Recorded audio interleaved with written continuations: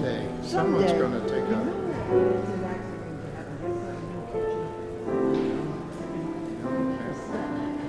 They have a step there that's... Oh my goodness. Do they have a mark on the edge or anything?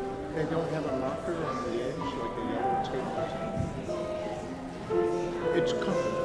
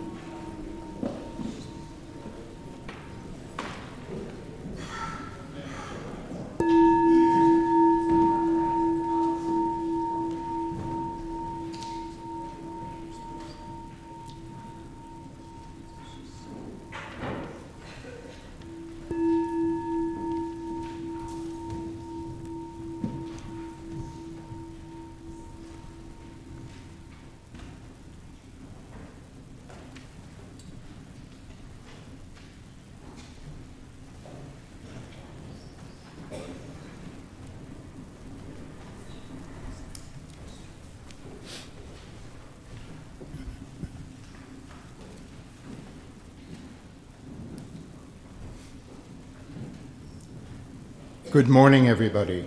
Good morning. Happy Mother's Day and happy spring. Welcome to First Religious Society, Unitarian Universalists in Newburyport, Massachusetts. My name is Stephen Wolf Foster. I'm honored to be your worship associate for today's service. If you're joining us for the first time, welcome. And we are glad you are here. This morning, we're celebrating Mother's Day with a commitment to understanding that mothering is as much about how we live, including how we honor the feminine, care for each other and the planet, and seek the wisdom within us all. It's a special service indeed. I invite you to sink into the arms of love. We come together at FRS in person and online, committed to love, peace, and justice. Our mission and our invitation is to come as we are, to journey together in love, to act with courage, and to transform our world. Please take a moment to review your order of service for all activities happening this week. Everyone is invited to join Reverend Rebecca and others in the lower meeting house this Tuesday at 1 o'clock, discussing planning your memorial service at FRS. It is sure to be spirit-filled and a helpful exercise. Get it? Spirit-filled, thank you. And a helpful exercise open to all ages. Also, please be sure to complete a survey on worship. We are looking for the input on worship next year, including monthly ministry ministry themes rather. We're getting together some QR codes, which the ushers will just pass out as soon as we get them in our hands. Those QR codes will help you to access that survey as quickly as you can. The survey will be closing on this Thursday, so at the same time, take your time with it, but it closes on Thursday. If you're worshiping online and would like to access this morning's order of service, please click on the link just below the live stream. If you'd like a large print order of service or hymnal, please ask an usher. They'll be happy to help you. Does anyone need a large print now? You can raise your hand. We have ushers in the back and they can see your hand. And okay, thank you. It is good to be together.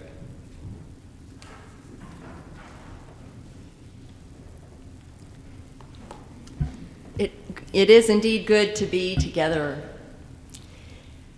And I wanted to do something a little different to start, which wasn't even planned, but I'm responding to sort of my own morning and perhaps yours, and what I believe is likely to be sort of the energy in the universe right now, or at least our little part of it. Mother's Day is a beautiful day. It is a complicated day. It can be a painful day, whether it is someone you loved who has died, whether it is a child you've not been able to have, or an estranged relationship, or the joy of a new baby, or the joy of children returning as young adults. All of it is part of it. And so I say that not to bring us down, but to make space. So join me for just a moment and take a deep breath. Take a deep breath into your belly, where the wisdom of your life and the wisdom of your ancestors and the wisdom of each other lies. May each and every one of us know that we are loved by a love that is holding us, that is always within us, always around us, and always there to share. And may your hearts know peace.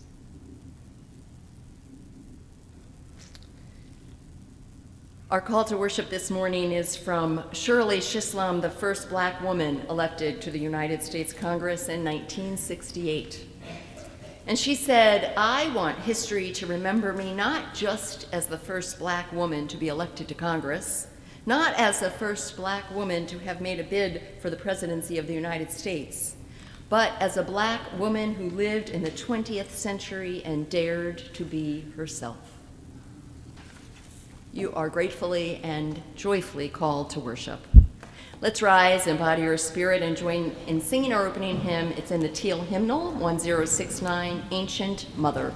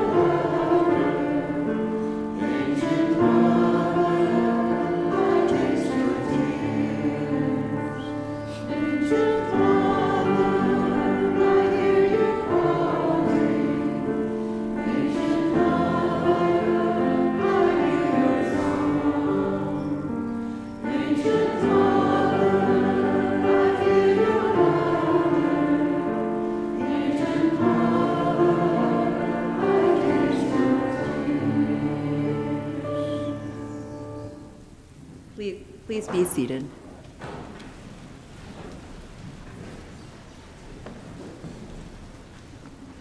For our chalice circle lighting, we have Joanna, Mark, Barbara, and myself. We are members of a group, a mysticism class and study group, and we'll be lighting the chalice. Let's join together in saying our chalice lighting words. The words are printed in your order of service. We gather this hour as people of faith with joys and sorrows, gifts and needs. We light this beacon of hope, sign of our quest for truth and meaning, in celebration of the life we share together. If anyone wondered why I was walking down the aisle, I don't want that to distract you. I just asked Joe to open the door. It feels like the door should be open today, every day. Each time we gather for worship, we also light 2 candles of peace, representing 2 places on earth we lift up and remember as a sacred encounter with our world. As we say every Sunday, there are untold numbers of places on earth that need peace. These 2 we will hold close in our hearts today and through the week ahead. After each candle is lit, I invite us all to respond by saying peace in 3 languages: peace, salam, shalom. Our first candle this morning is lit for Boston, where the 28th annual Mother's Day Walk for Peace is happening right now. This raises funds to benefit the Louis D. Brown Peace Institute and their work as a center of healing, teaching, and learning for families and communities impacted by gun violence. We send our love and our support to all of the walkers, all of the families, and a special little love to our FRS walk team. To this we respond, peace, salam, shalom. Our second candle this morning is lit for those mothers and those children who are, for any reason, separated on this day.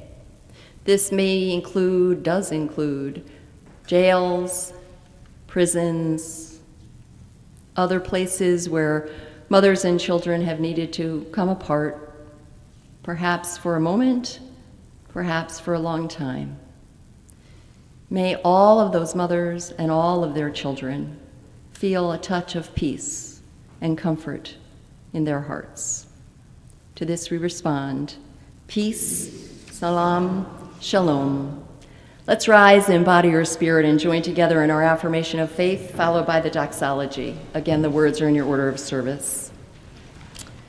Love is the doctrine of this church, The quest of truth is its sacrament, and service is its prayer. To dwell together in peace, to seek knowledge in freedom, to serve humankind in fellowship, to the end that all souls shall grow into harmony with the divine. Thus do we covenant with each other and with God.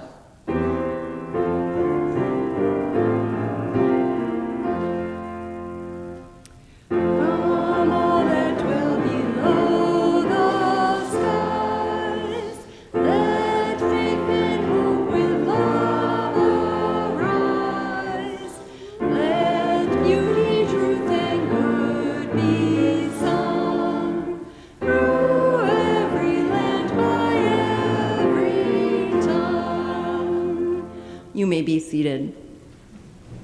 And rather than have our children come forward this morning, we're going to invite you to just stay where you are and maybe snuggle up to the adult or adults who you are with at this time.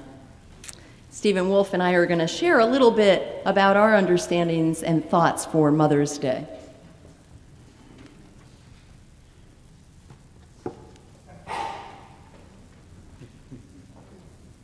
Well, thank you, Stephen Wolf, for joining me.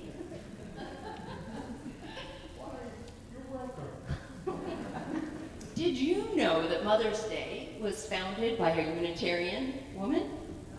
Yes! You talked a little about her last time.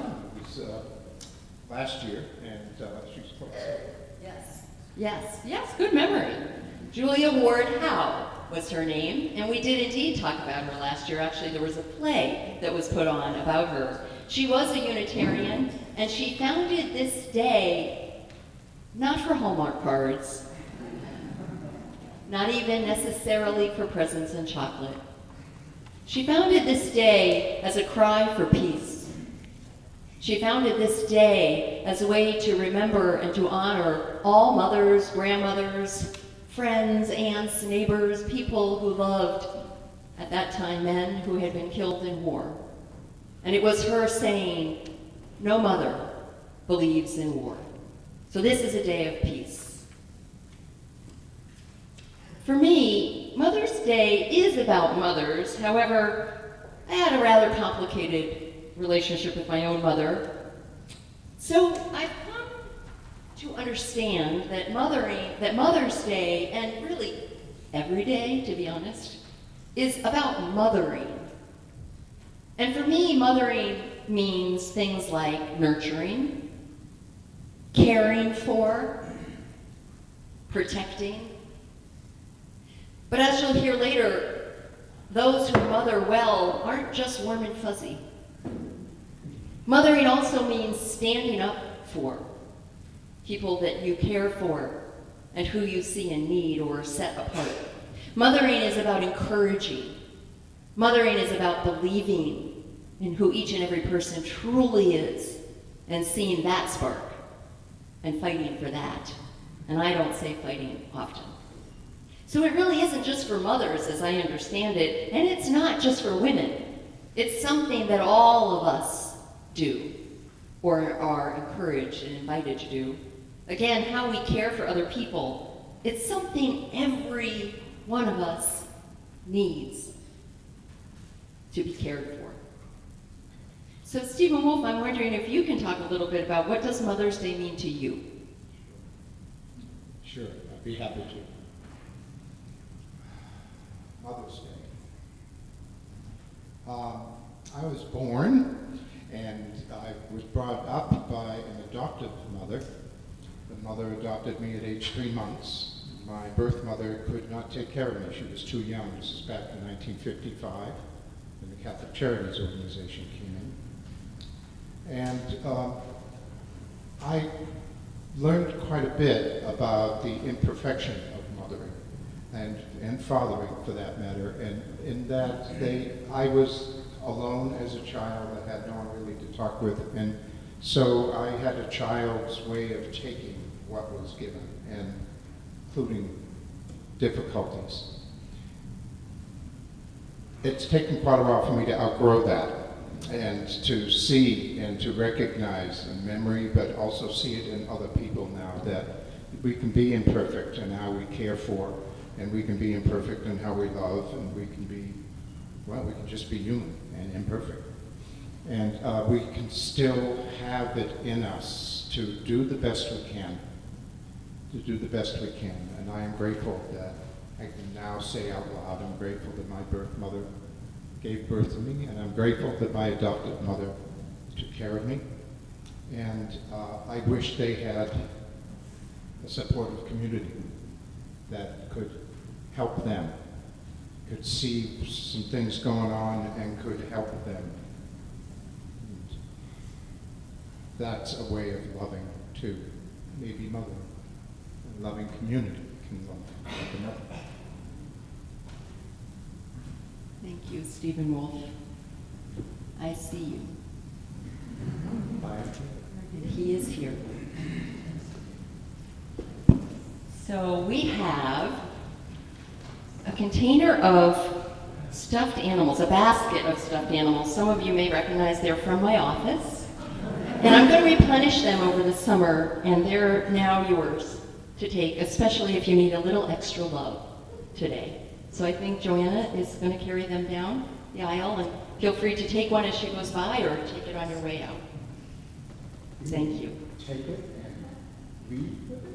No, you can't leave, but you can leave at the end with the animal. It's yours forever. Gives me a good reason to buy more.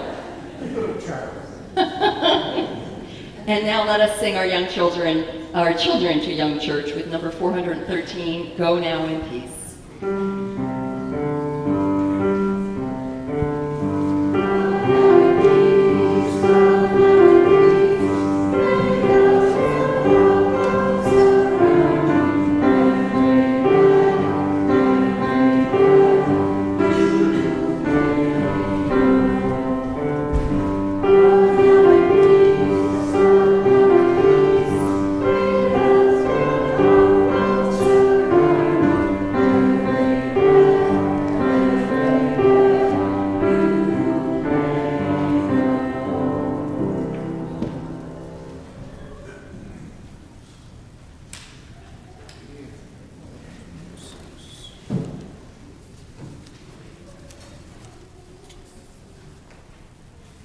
So the generosity of our community is an essential ministry, and it supports the work of the church both in Newburyport and beyond. That is so cute.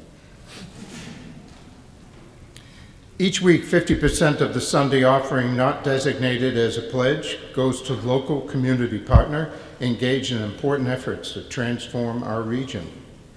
Our community partner this month is Merrimack River Feline Rescue Society, or MRFRS. MRFRS started in 1992 as a few caring souls that came to the aid of some 300 plus free roaming cats barely surviving along Newburyport, Massachusetts waterfront. The effort was one of the first in the nation to use trap, neuter, and return, a method to improve the lives of free roaming cats. MRFRS has assisted over 142,000 cats, placing over 24,000 cats and kittens into homes, and spaying or neutering over 14,000 feral cats at clinics, and over 74,000 cats in a Catmobile. There are a lot of little paws that need our help. To give online in this offertory, please use the link in the order of service or below in the live stream, and you can make a contribution by text. And of course, you can always mail a check to the church as well. Thank you. The offering will now be gratefully received.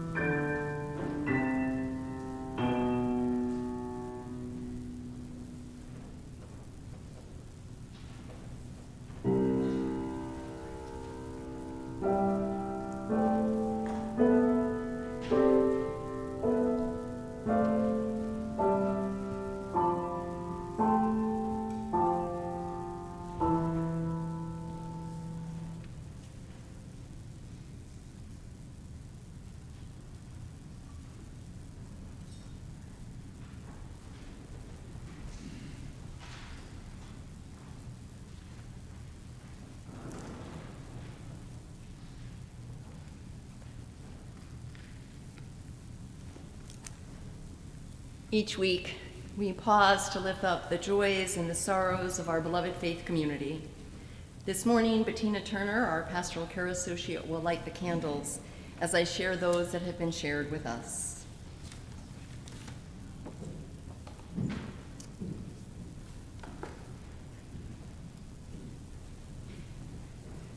We light a candle of concern and care. Lee Pearson shares that her friend and colleague, Professor Hella Frank, where there are floods in southern Brazil, have devastated whole cities. She is there helping thousands of music students who have lost everything, including their instruments. We share the news and light a candle of blessed memory for Donna Titus, who died on April 24th. She and her husband Ron were longtime members of FRS. Donna's memorial service will be held on Saturday, May 18th at 11 a.m., actually in Bluffton, South Carolina, however, also online. So we'll be sending that so you can access that if you'd like to join in that way. I believe we're moving into some joys, which I now have on my phone, this book, and this book. This is ministry in this year. So I love it. Deb Moss has written and said to please light a candle of joy and celebration with a happy Mother's Day to Reverend Rebecca and moms of the congregation, and to all moms near and far for the heartache of love, the awesomeness of birth and birth again, of tons of joy, disbelief, of loss, wholeness, and friends through thick and thin. Betsy Hazen and Rob Close light a candle of great joy as they announced their marriage this past week. They met 6 years ago and were united as soulmates immediately.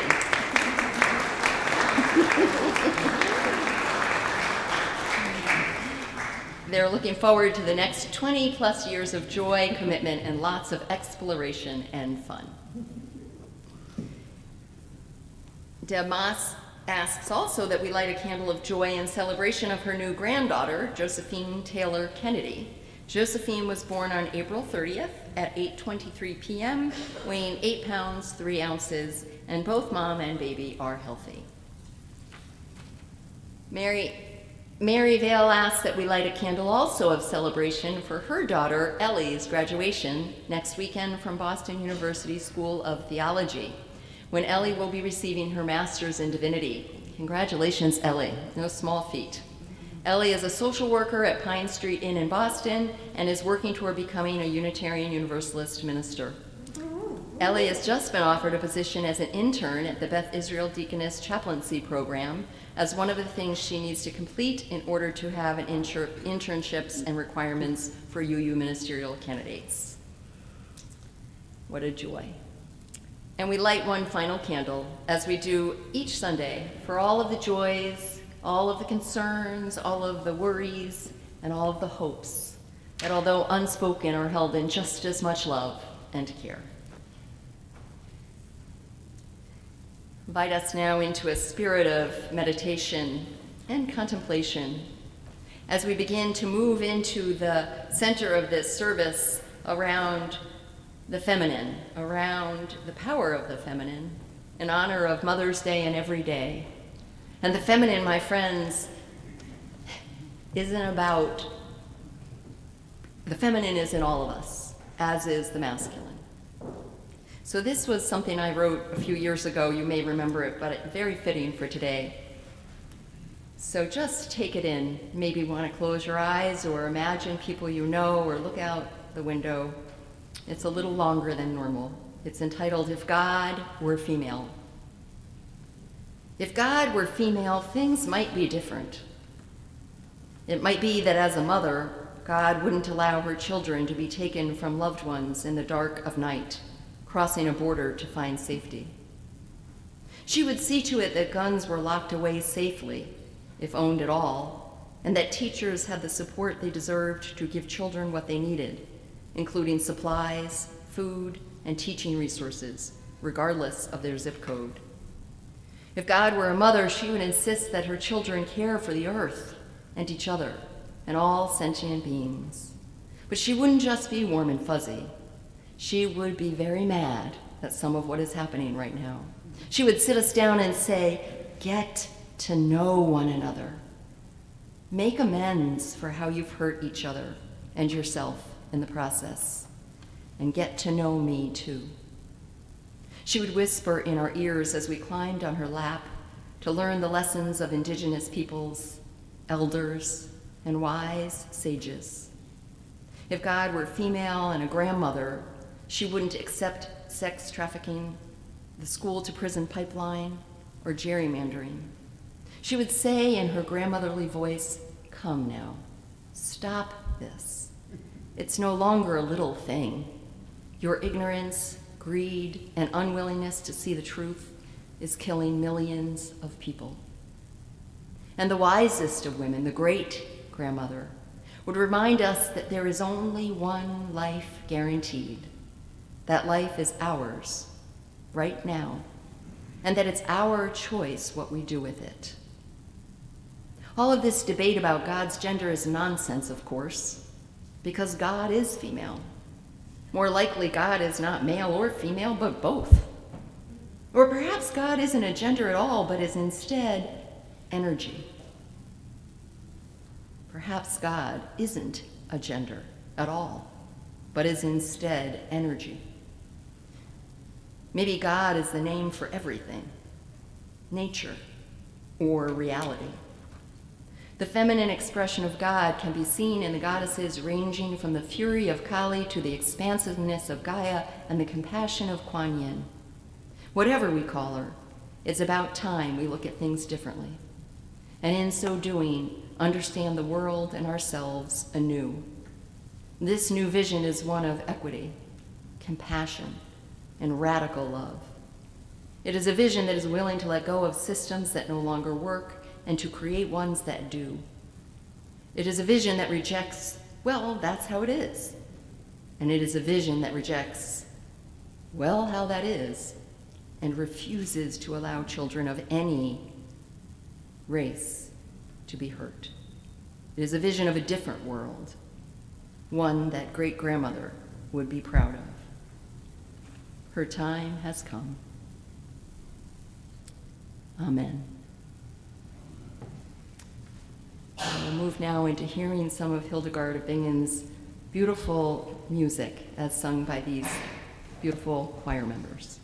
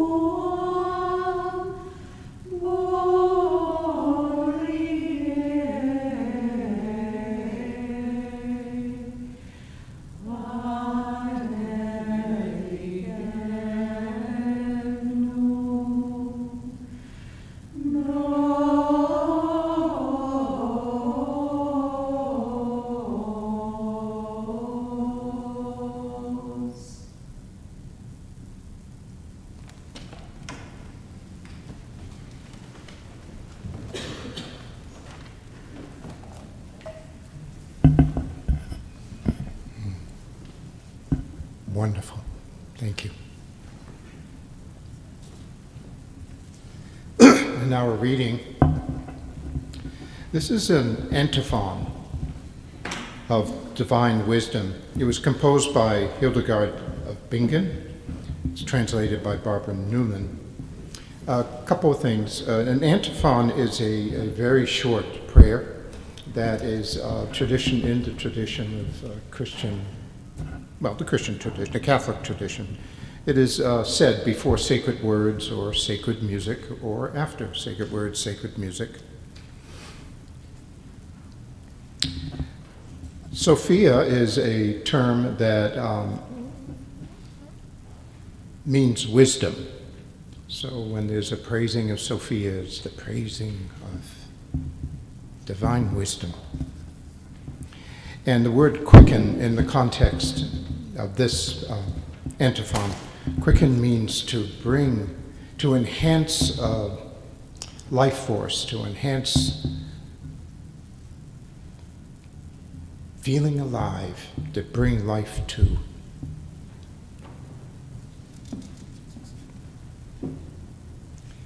As is the tradition, I'll say this twice.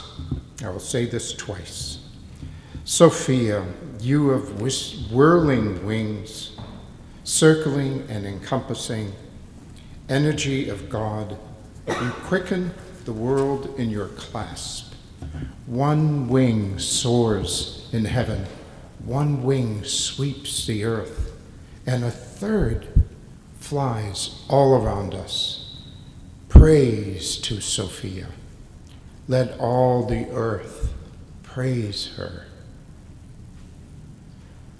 O Sophia, you of the whirling wings, circling, encompassing, energy of God, you quicken the world in your clasp. One wing soars in heaven, one wing sweeps the earth, and a third flies all around us. Praise to Sophia. Let all the earth praise her.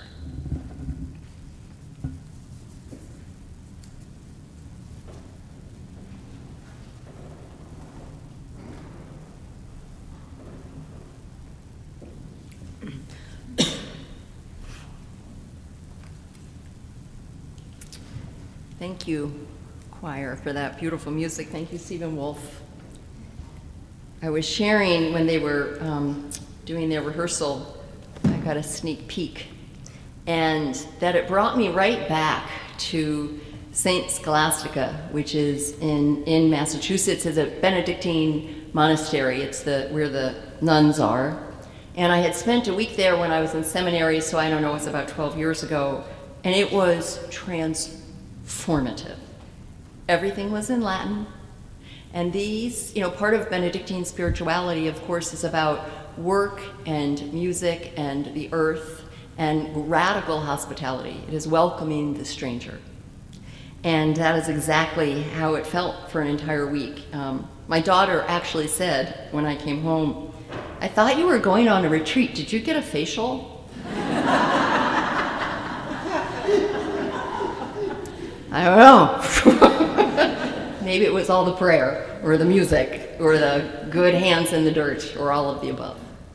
So next church year, I'm going to be doing this program of sacred pilgrimages that are more local, that just sort of happen throughout the course of the year, and that will be one of them because it is a very, very special place.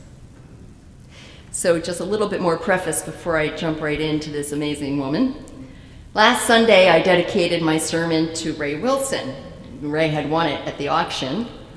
This morning, I dedicate my sermon to my colleague, Dr. Justin Murphy Mancini, who didn't buy a thing, but with whom I have had the great pleasure to work with over the last 5 years. Justin and I share a love of Hildegard of Bingen, among many things, and I am delighted that we get to do this service before you leave, Justin.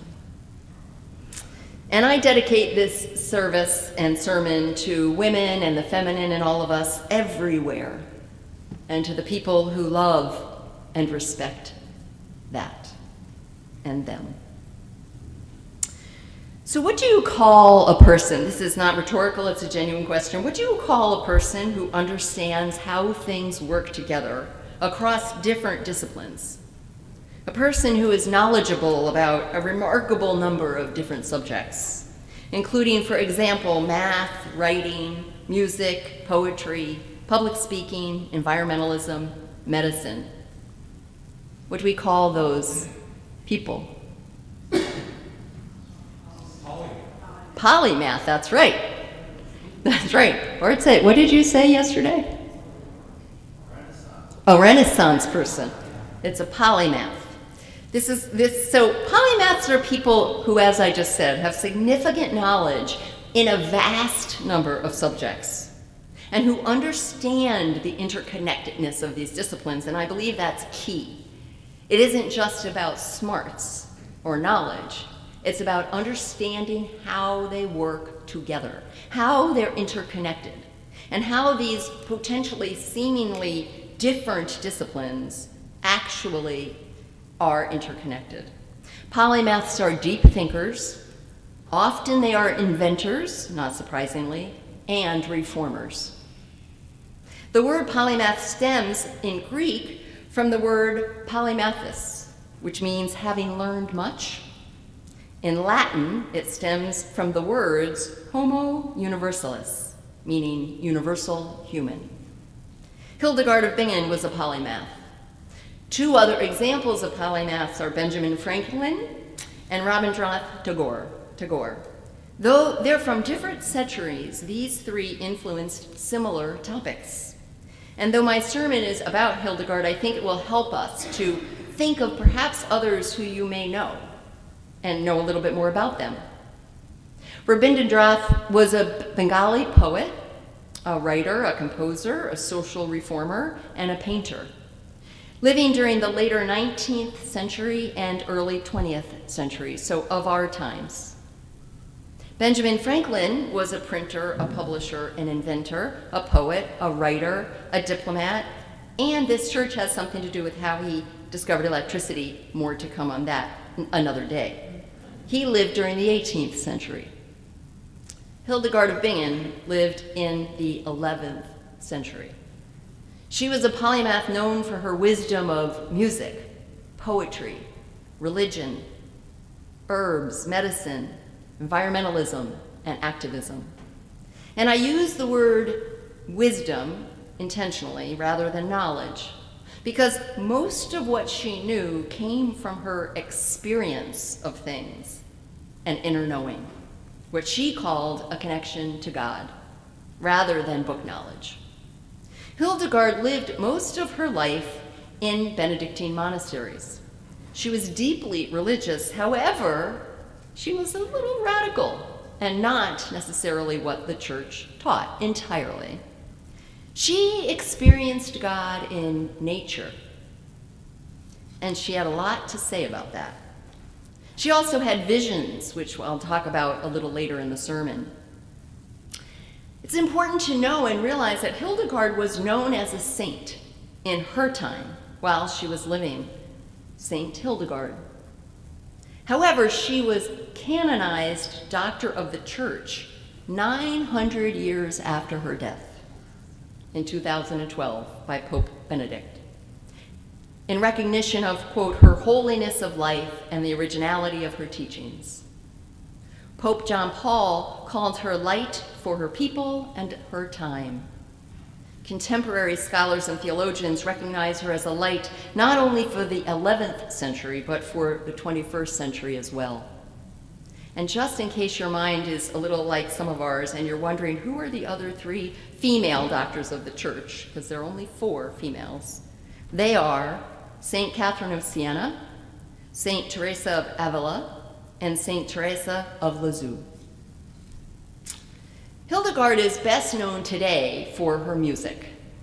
As one of the first named women composers and one of the best known composers of sacred monophony, she is also the most recorded woman composer in modern history. Her music is popular today among those who appreciate sacred and classical music, and I've learned, and you will see if you go on YouTube, also popular among many, many others. Though most people today listen to her music for the sense of peace that it evokes, she actually wrote most of it for the purpose of praise and adoration. We just heard some of that beautiful music.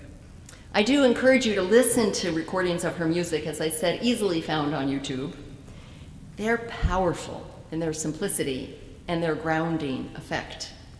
And for an even deeper experience, I invite you to listen to some of her music while walking outside. Nature will come alive. Or to put it more accurately, you or I certainly experienced the aliveness of nature in a much more deep and real way. Hildegard understood the interconnectedness of the world long before scientists knew what they know today. For example, she promoted balance in all that we do. She understood and believed that the body, mind, and spirit are deeply interconnected. She is regarded as the founder of scientific natural history in Germany. She experienced the animated life force in nature, what she defined as God, and she reflected that in her illustrations, her writing, her theology, and her music. For Hildegard, the divine was manifest in every blade of grass and every living thing. She was born in 1098. She was the 10th child of a noble family in the Rhineland of Germany. And it was common, and we need to bring ourselves as much as we can back to those times. Rather than trying to interpret it exactly in these days, let's go back. It was very common at that time in the history for families to contribute or offer one of their children to church. Yes, you guessed it. They were the females that were offered to the church. As the 10th child, it was very unlikely that Hildegard was going to inherit anything or really had much of a place in her family. So when she was 8 years old, her parents offered her to a Benedictine monastery in Dissing-Bodeberg, Germany. 8 years old. And there Hildegard lived and was raised by an anchoress named Jutta. They were the only two females in the monastery. Jutta was an adult. And Jutta and Hildegard lived in a cell as anchoresses.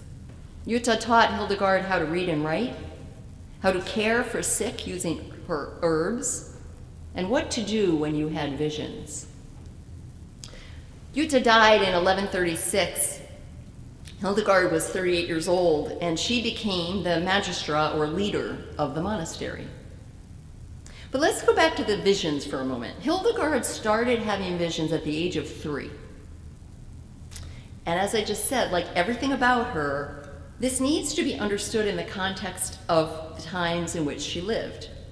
Having visions in the 11th century was not considered odd or concerning at all. On the contrary, and I'm not saying it is today either, I'm just saying it certainly wasn't then, but on the contrary, experiencing visions at that time made a person into somewhat of a celebrity. Hildegard's visions inspired and informed her theology, her writings, all of her illustrations, her music. They even led her to write an alternative language, all from this interior connection. She was prolific, writing many, many books, and nearly 400 letters, which are the largest bodies of letters to survive from the Middle Ages. These letters were written to popes, abbots, and emperors. She also wrote 3 great books of theology. Her first, which, by the way, there's so much I could say, I'm holding myself to these words, but what a fascinating person. She was very resistant to write. She kept having these visions and being told she needed to write, and she resisted and resisted and resisted. When she finally did write the first book, it took her 10 years to write, and it was entitled Scivias, which means know the ways, Scivias, which means know the ways. It contains beautiful illustrations, including images of nature, the church as a collective, not a pope, a bishop, or a priest, and God in the feminine. One of those images is on the cover of your order of service. That one is about the cycles of the seasons. Hildegard depicted God as a circle that was eternal, and the universe as a wheel that never ended. Now we know that energy cannot be created or destroyed, it's simply transformed. These weren't things that were known at that time, but that's what she felt and knew and experienced. In 1147, Pope Eugenius read those writings, or the beginning of that first book, and declared them to be divinely inspired. Well, this declaration made her even more well-respected and quite famous. In Tasting History, Max Miller compares it to someone today being interviewed by Oprah Winfrey. So bring us to that time. And follow me in this story because she's quite rebellious. Hildegard's influence grew even more quickly after the Pope made this declaration. And so what started happening, it had already been happening, but more and more, remember, families would offer their girls, a girl in their daughters, to the church. So more and more families chose to offer their daughters to her monastery.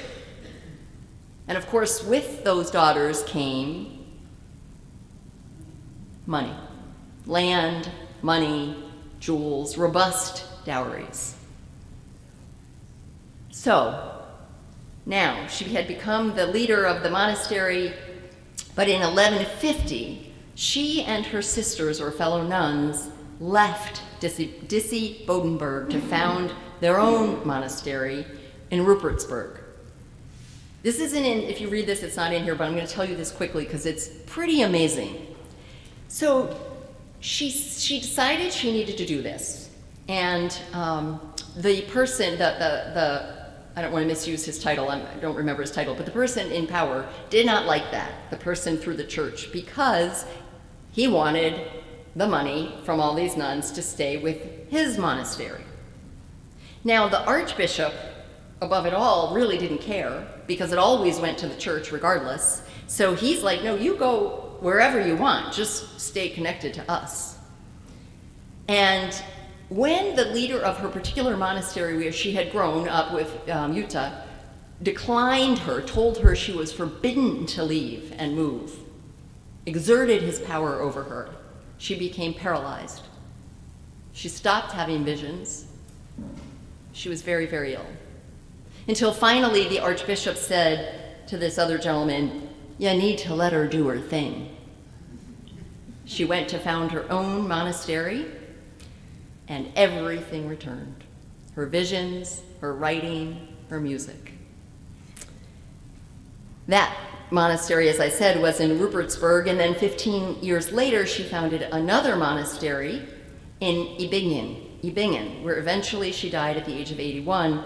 And the interesting thing about that, in addition to the fact that it's remarkable that a woman did this, is that that is why she is known as Hildegard of Bingen.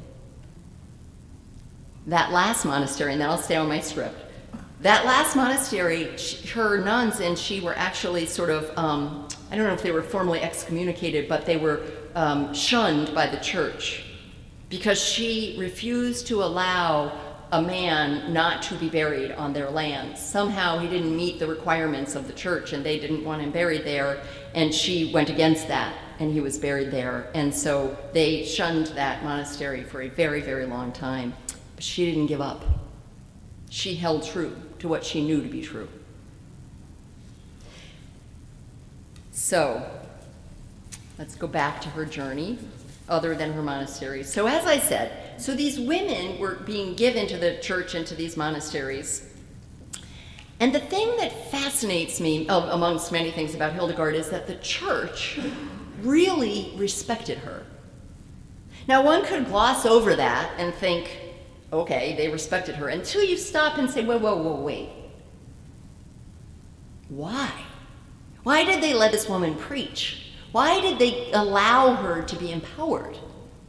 And so this is only mine. I didn't find it in any book. But the only reason I could come up with is because she brought a lot of money to the church. What else? Why? So, they let her preach and travel. As I said, that was unheard of at those times. And she approached her preaching with very subversive tactics. She wasn't in a church, by the way. They let her do it, but it would be on the steps of the church outside, or in like a town square. But she would stand or sit on these steps. Imagine this, right? And people would be gathering, and she would speak and open so humbly, with meekness, kind of almost self-deprecating. And she would say, "Who am I but a lowly little woman?" And then, after this humble introduction, she would tear into the church and the government and challenge them for their abuses of power. She wrote popes and told them, and this is a quote, that they silently tolerated corrupt men, and in so doing put the whole world, quote, into confusion. Hildegard even wrote to King Conrad III and told him, quote, to get a hold of himself and to put justice first. There's so much more I could say about her, Hildegard. We didn't begin to get deep into her music or explore her herbology or medical prescriptions. I did, however, learn about her prescription for joy cookies and violet wine. So violet wine is what you would think. It was a white wine that had violets seeped into it, and the cinnamon, nutmeg, and cloves that then got strained out. So imagine that's violet wine. And then joy cookies were cinnamon, nutmeg, and cloves, sort of with a pumice stone made into a, ground up, mixed with whole wheat flour and water. Those two together were said she promised to ward off negativity and grim thoughts. I thought about making those, but instead we have ginger snaps for coffee hour. So think of Hildegard and let your negative thoughts and grim thoughts be banished. It's clear, even from the few things that I've shared this morning, that had Hildegard been a man, she would have been seen and known as one of the major intellectuals in her day. There's no question. Hildegard, I'll summarize by her core teachings. Hildegard saw the world as alive and interconnected. This is an awareness we very much need today. She understood and experienced God, in her words, as an animating energy that infuses everything, every blade of grass, every river, and every person. This is not the God that was being taught in the church at that time.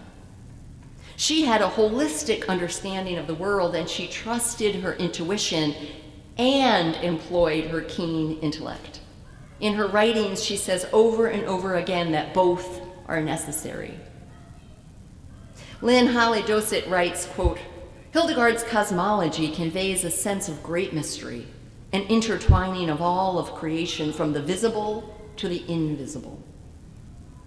Matthew Fox writes about her a lot, an Episcopalian priest. He said, and I'll quote, Hildegard recognized that when and if women would come into their own, there would be an end to this power over dynamics that has blighted the planet.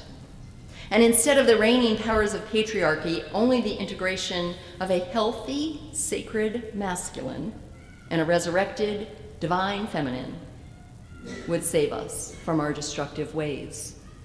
And I really want to say that again. This is not about female only or about putting men down in any way. It's the systems that use power over others and the earth. It is within us all to have both the feminine and the masculine. That's what she wanted. And so Matthew Fox says this, and this to me just sums this all up. Come, Hildegard, bring some of your feminist dynamism alive. Bring some of your feminist dynamism alive. Our tired, cynical, military-ridden, self-pitying world needs this. A world that patriarchy built. I'm going to say that again. Come, Hildegard, Saint Hildegard, Dr. Hildegard of Bingen, bring some of your feminist dynamism alive again. Our tired, cynical, military-ridden, self-pitying world, a world that patriarchy built, power over others, this world needs that.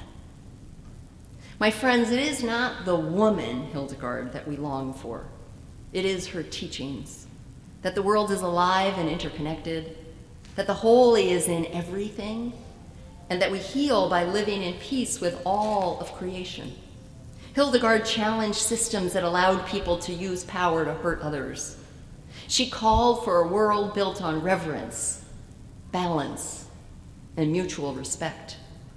She spoke with intellect, intuition, and experience. She spoke truth and wisdom.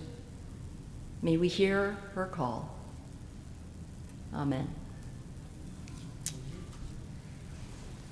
We're going to have our final hymn seated. Again, in your teal hymnal, it's 1048. It's Ubi Caritas, very fitting for what we've just heard. So let's soak this in together.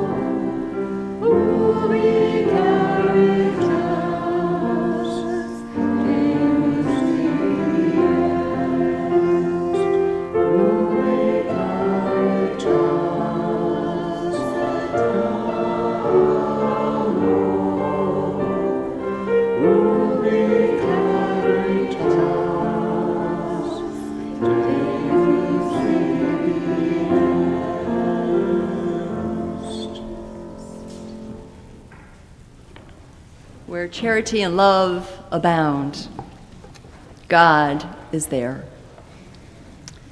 Let's rise in body or in spirit and join in our unison benediction as Stephen Wolfe extinguishes the chalice. The words are in your order of service.